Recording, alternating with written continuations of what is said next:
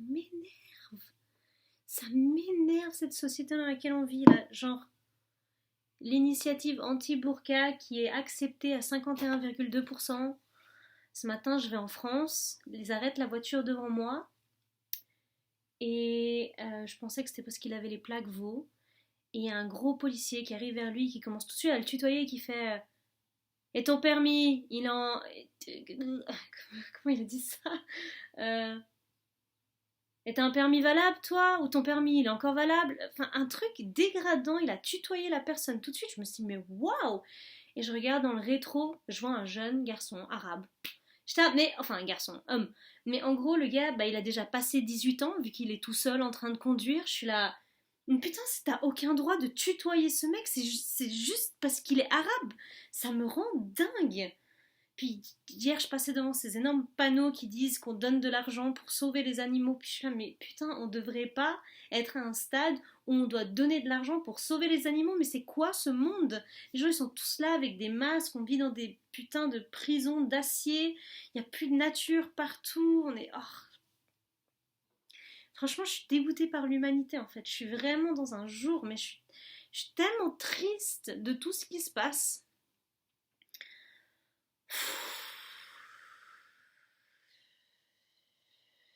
Et on n'a pas le droit d'être triste, on n'a pas le droit d'être touché, faire gaffe à ce qu'on dit, faire gaffe à ce qu'on montre. On n'a pas le droit d'avoir des émotions. Bon, on n'a pas le droit d'avoir des émotions, putain.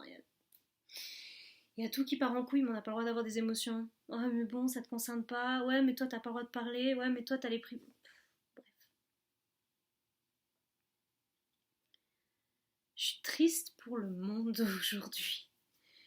Cette débilité de pandémie et de mesures mondiales alors qu'on est en train de détruire le monde sur tellement de niveaux et maintenant on nous fait chier avec la survie alors qu'il n'y a plus la qualité de vie mais est médiocre pour la majorité de la population. Putain, ça me saoule, ça me saoule de lire tout le temps l'effet d'un trauma, l'effet de la popularité, l'effet de la famine, l'effet de nos choix pour le tiers-monde, quand tu fais un choix dans le. C'est quoi le contraire du tiers-monde là? Ah putain, bah, le monde dans lequel moi je vis là, la prison dorée. Ah, ça me saoule. Ça me saoule toute cette culpabilité, ça me saoule toute cette tristesse, ça me saoule toute cette sensation que je peux rien faire et que chaque fois que je fais quelque chose, ça va être critiqué par A ou B. On est tellement, les gens ils sont plus du tout d'accord sur quoi que ce soit. Personne n'a raison, personne n'a tort. Ah, putain, les opinions, c'est une opinion, enfin. Je sais pas, tu prends cette initiative de la burqa. Ben non, moi je voudrais pas porter une burqa, mais j'ai aucune croyance religieuse qui font que j'aurais envie de mettre une burqa. Par contre, je voudrais avoir le droit d'avoir une croyance religieuse qui m'amène à porter la burqa et d'avoir le droit de la porter. Alors après, moi j'ai des croyances spirituelles dans l'autre sens où je trouve la nudité devrait être acceptée et elle ne l'est pas. Après, il y a des endroits dans lesquels tu as le droit à la nudité. Non, je trouve que la nudité devrait être complètement séparée de la sexualité parce que ça n'a absolument rien à voir. Enfin, ça n'a pas rien à voir. Dans nos sociétés, en l'occurrence, ça a tout à voir. Mais à la base, ça devrait pas avoir. La nudité, c'est juste l'appareil dans lequel on arrive, en fait. C'est juste notre corps. Oh,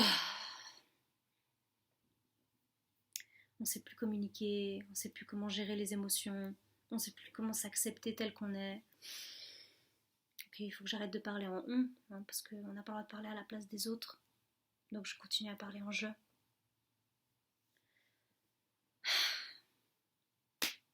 Voilà. Petit coup de gueule de la journée. Vraiment beaucoup d'émotions. Hein. Franchement, je suis tellement triste. Je suis tellement triste de ce qui se passe sur cette planète. Ah.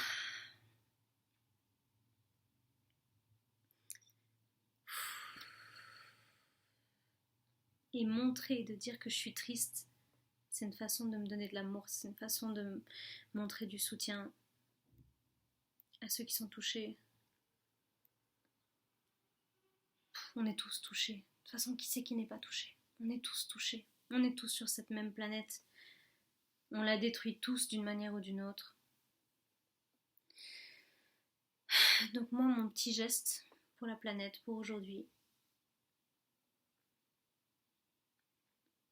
c'est d'inviter l'envers du décor, c'est d'inviter les émotions. Vous avez le droit de les avoir, vous avez le droit de les sentir. Agir dessus, c'est pas quelque chose que je dirais qui est juste. Agir contre quelqu'un en utilisant une émotion comme excuse, je trouve pas ça juste. Mais avoir une émotion est juste. Si quelqu'un a une émotion, plutôt que d'essayer de la changer, d'accepter qu'elle soit là. Je pense que c'est le plus grand cadeau qu'on peut faire à quelqu'un. Personnellement, si moi on me voit triste, je préfère 1000 fois qu'on me dise « Ah, je vois que t'es triste. Ah, je te sens triste. » Répétez peut-être ce que j'ai dit. « Ah, il t'arrive ça, c'est dur. Ouais, je comprends. Bah, je te vois. Je te ressens.